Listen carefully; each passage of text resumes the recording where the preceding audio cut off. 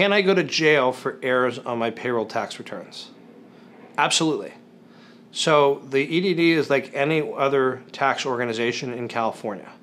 If they audit you for payroll taxes and they see evidence of criminal activity, they can refer you to the EDD Criminal Investigative Unit, and that unit can make a recommendation to the district attorney. We see this all the time in cases where there was a failure to report payroll or where there's very serious fudgings of the numbers with payroll tax returns. So if you think that there's any criminal liability at the start of the case, you want to work to mitigate that issue as quickly as possible. And the way that you do that is to throw as much cold water on the idea that your errors were willful as possible.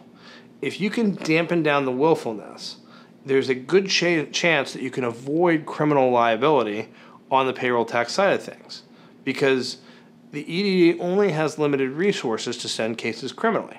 So if you're open about what the errors are, if you can explain your way out of them, if you can reduce the seriousness of them, or at the very least mitigate any sort of willfulness, that's your best way to avoid criminal liability. Again, I think it's a good idea in general to have a tax attorney retained in an EDD audit, but especially if you're facing criminal liability, get somebody on the team, get a criminal tax attorney involved, and get somebody who's going to be able to know what they're doing and guide you through that process.